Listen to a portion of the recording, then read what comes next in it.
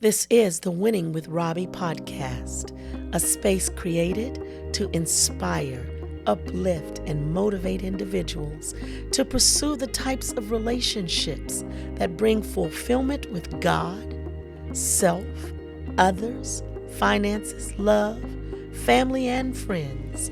Every facet of life is intermingled with some variation of relationships.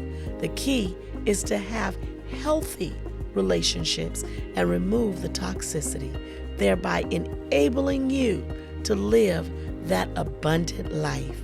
Come on, let's explore. Hello, hey winners, how are you? This is such a blessed day. This is the day that the Lord has made, and we will rejoice and be glad in it. I am so excited of my guest on my new podcast. She is not someone to take lightly. She has great accomplishments, and I'm so excited and pleased and honored that she is sharing her time with us today. And this is going to be such a powerful podcast. You don't want to miss any of it, and you want to like, share, and subscribe, because what we're talking about today is going to be a blessing to everyone. I think everybody will be encompassed in this podcast. We're still talking about relationships. And today we're continuing with the relationship of self. And the relationship of self today, we're going to talk about dealing with trauma.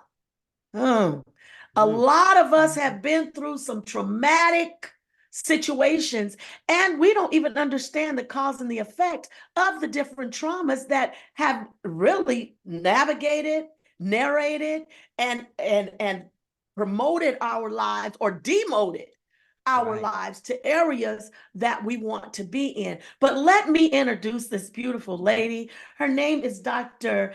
Keely Holland Petty. And she is elated about her faith, family, and fun. She enjoys and joyfully shares her life with her husband, lead pastor Lee Petty of the Bethel International Christian Fellowship. Jira Fallon, Noah and Jonathan Petty are her children. She blazes trails. That's really phenomenal to be a trailblazer, that because you're going where other people have not gone. So she's blazing trails and breaking up open paths in BIPOC faith leaders. And BIPOC, tell us what BIPOC stands for. BIPOC is Black, Indigenous People of Color. All right, and we're going to get into that. Yeah. You know, us BIPOCs kind of be left on the sideline sometimes. Absolutely. Dr. Keely is a highly sought after and recognized certified educational expert, facilitator, subject matter expert, and trainer of trainers in trauma and mental health. Her lifelong mission is to provide trauma and mental health training to the BIPOC churches, helping to dismantle integrational silence, stigma, and shame. Man, she plays a key role as a strategist in bridging the gap between BIPOC churches and mental health resources and encouraging support within the BIPOC churches settings. Dr. Keely lives by a quote as her life mantra from Mother Teresa that says, "If we have no peace, it's because we have forgotten we belong to one another." Good God.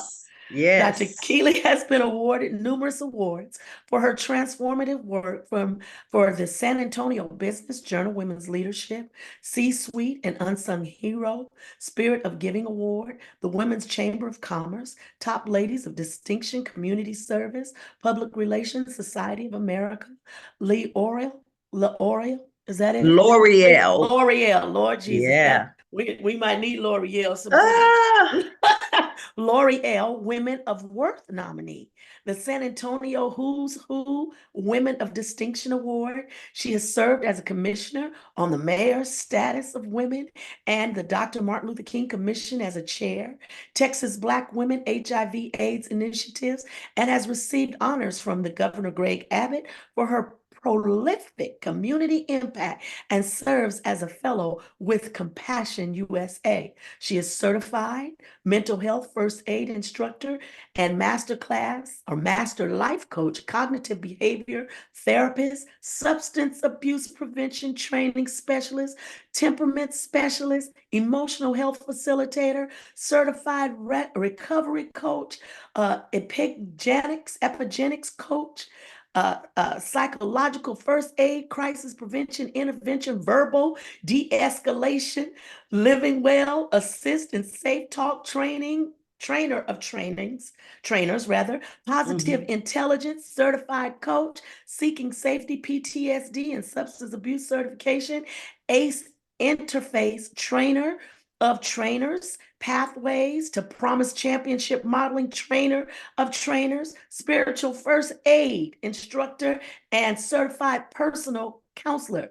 Dr. Keeley combines her wealth of leadership, expertise, coupled with her spiritual understanding to share life's transforming message that intrigue, ignite, and inspire her audiences. She is a locksmith, unlocking minds and hearts, merging biblical and psychological based principles while leading and guiding her audience to interpersonal healing, wholeness, and personal empowerment. She is a graduate of the University of Incarnate Word with a BA in communication art and a minor in law, a master's and doctorate in Christian counseling from the Royal Priesthood Counseling Academy. Dr. Keeley is a graduate of the FBI and DEA Citizens Academy and serves on the board of San Antonio Global Chamber of Commerce, the National Alliance of Mental Illness as a wellness champion with NAMI, Bridges to Care Steering Committee, American Association of Christian Counselors, and National Association of Cognitive Behavioral Therapists, National Christian Counselors Association, and serves on the board of the Center of Healthcare Services Foundation. Is it Becker? It's Bexar County's go-to mental health authority. Okay. Listen, I read that on purpose. Oh my God. Because I want people to know. And I think that that's one of the things, whatever our accomplishments are, I think it's so important that people know that people just ain't out here running their mouths. Or running the streets. Or running the streets, or giving advice and leading people down the road. They are not equipped to do so. So I think that is very important. And one side piece, she has a degree also in TV, radio, hosted a TBN Praise the Lord show for 13 years, she and her husband. And she has her LLC as a Kickstart Your Life. I'm just really excited about you being with us today and being able to share what we're about to share. I really want to talk about trauma.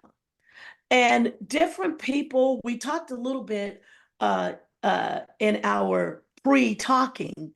We talked about how in the body of Christ, even, everything cannot be spiritualized. No, ma'am. And everything is not always just pray it away.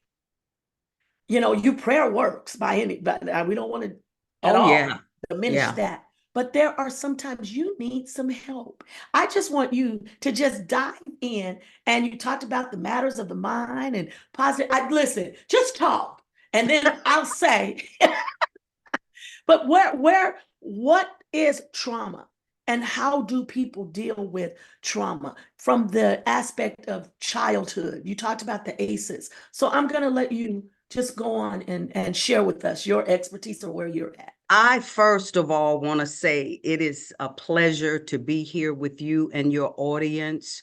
You are on the precipice of a conversation and a movement and a revival that is happening in the spaces of trauma and mental health, mental well-being. I am going to spend the rest of my life doing this incredible work. It is my now calling that I affectionately say is what I know for sure God has called me to do now. Many people ask, well, why are you in that space? Why are you all enclosed and encompassed in the space of trauma and mental well-being? And for me, it's simple. It's because I grew up with a mantra that said, what goes on in this house stays in this house. Okay. So because of living in a trauma environment, living in an environment of upheaval, if we could use that, it just seems like it's a full circle moment for me to be back in this place, not as a victim, but as a victor, now being able to communicate and help particularly the faith-based community, particularly African-American churches, in understanding basic tenets of mental health infirmity, looking at mild, moderate, and severe forms of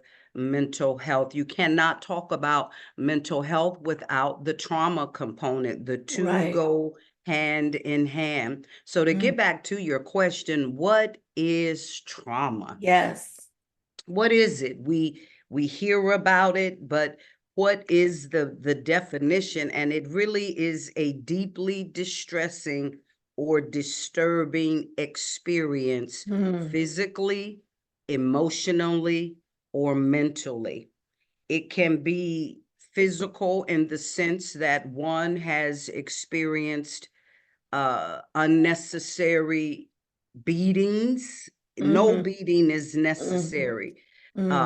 Physical, food insecurity, emotional insecurity, any type of deeply disturbing experience that definitely points to the negative can be talked about as trauma. Right. And trauma begins early in our lives. Do you know trauma can even start in the womb? You might say, well, Dr. Keeley, how does that happen? Think about the mothers who are addicted to substances, right? To drugs, illicit drugs, narcotics, whether it is opioids or heroin, or any substance that would slow or retard the development of that embryo, is where we can see early onset trauma in the life of an individual. So trauma can start from the womb, and it can last throughout an individual's life, all the way, as I say, from the womb to the tomb. And that's so important for people to understand, that it doesn't just stop, that it can be a continuous situation if not dealt with. Yeah, and it affects, having unhealed, unacknowledged trauma affects every space of our lives. It affects our relationships. And by relationships, I mean our interpersonal relationship, our personal, professional, and public relationships can be hindered because of unhealed and unrecognized trauma. We got a real big glimpse of this during the COVID season, where people were isolated and left in their homes with their families, sometimes left alone by themselves. It was not a good thing. People did not know what to do when they had to stop ripping and running and just be with themselves. Nobody has taught us how to enjoy solitude and how to have meditative practices that really, really help us in those spaces of unhealed trauma, our unhealed trauma experiences. Yeah, and I think that that's so important, because COVID brought about hearing your own self.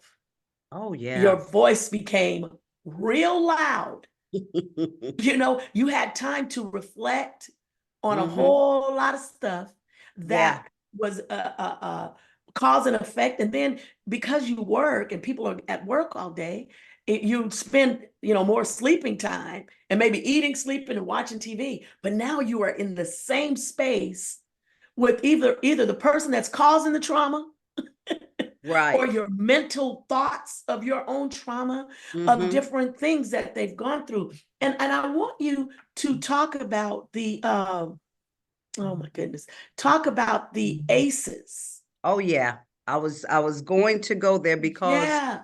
for me, in the space that I am in, it does begin with childhood. And there was a study done by Dr. Robert Anda and Dr. Folletti, who were given funds through the Kaiser Permanente study. Centers for Disease Control got wind of it. This was over 30 years ago, but they did a survey of 17,000 rather participants looking at adverse childhood experiences. Yeah. They took these participants through an in-depth study and came back with some powerful scientific Wow. and evidence-based uh, information that was sure to say if you have had certain negative childhood experiences, then it's likely that you will become a substance abuser. It is likely that you will live in poverty. It is likely that you will not excel educationally. So there was a whole plethora of information, now a framework that now gave clearer guidance to those of us in substance abuse prevention, those in the medical spaces, looking at what adverse childhood experience has on behavioral health. And when we talk about behavioral health, we can look at it from one space could be persons who have experienced adverse childhood experience may end up in engaging in unhealthy sexual practices that put the whole community at stake. What do I mean? I mean, you have contracted some STD. Now you have to go and let your metropolitan health district know so that they can contact everybody you've been involved with. That, if you trace it all the way back, it is most likely an adverse childhood experience that allows an individual to open up their physical body to multiple partners who have unknown medical conditions and histories. So adverse childhood experiences, there is a test that you get to answer 10 questions. You can go to Google, key in ACE test. It Let's see is if we can put free. that up here. Let me see. ACE test. One can Google it, and you can take it in the privacy of your own home in your own time, and it will give you your score. Out of 10 questions, I scored a 7, which anything over a 5. But when I'm training and consulting, one adverse childhood experience can send your life in an upheaval. So whether one has 1 or 7 like me, or maybe all 10, we know that the adverse childhood experience impacts future livelihood of both men and women from all walks of life. And I think when I was looking at when I was in school and one of the classes doing my master's in counseling, it was talking about with the ACE test of what if a parent was in prison, Yes. or if they had mental illness, or if they had, all these different all these different things, you don't really realize. You might have rose above some situations, but that trauma, I think sometimes is still embedded somewhere in you if you don't deal with it. And even in self-care and dealing with self-care, once you identify it, because we have an ability to suppress things Oh, yeah. so low that we don't even recognize, wait, that's why. Because you said something when we were talking about people that are workaholics. Why are they working so hard? Why are they overachieving? What those traumas, and that doesn't seem like that would be considered traumatic. That's a good thing, you would think.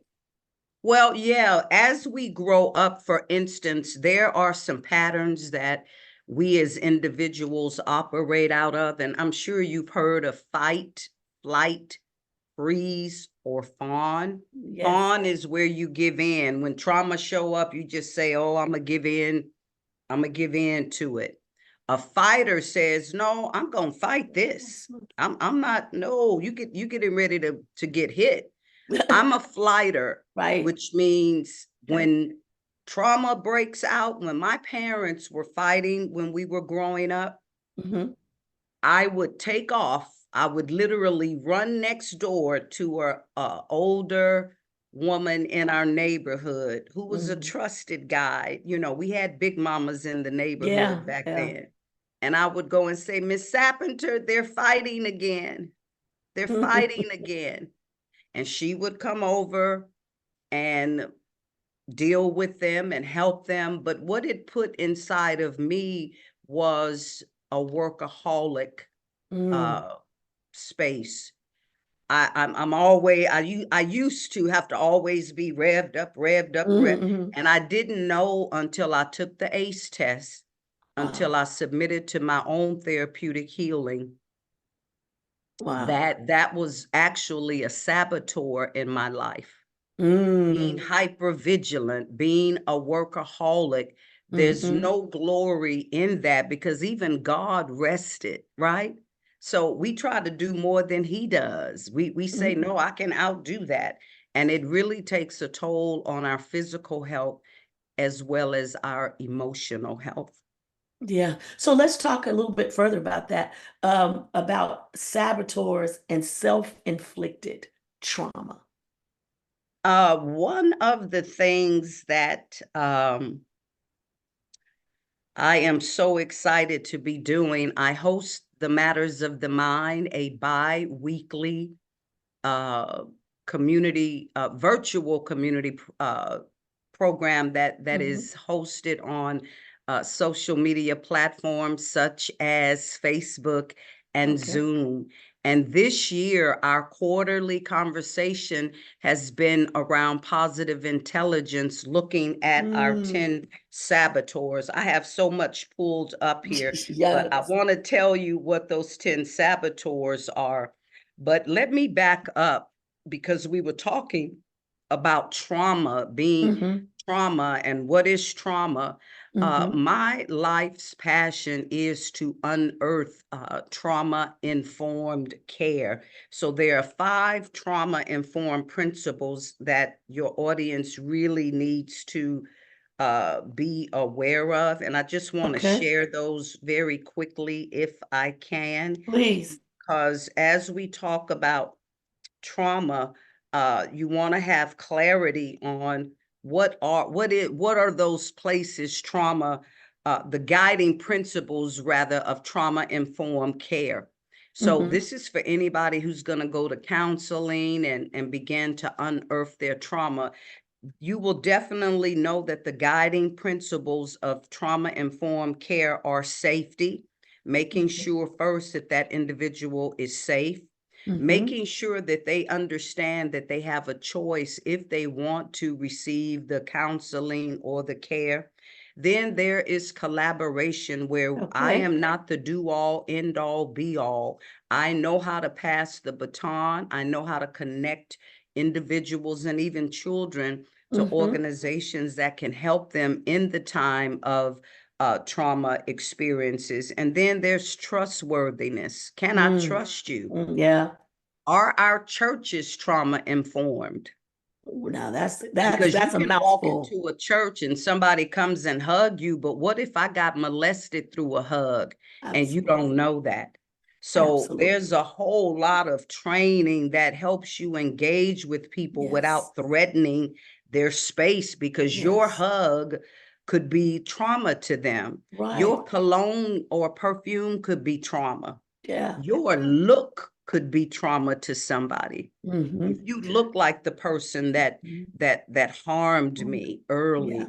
then that can arouse that trauma. And then finally, there's empowerment. We are always leading people to recovery and wellness. So whenever we are talking about trauma-informed care, the guiding principles are we have to make sure that we are making ourselves and that individual safe, that we give them a choice.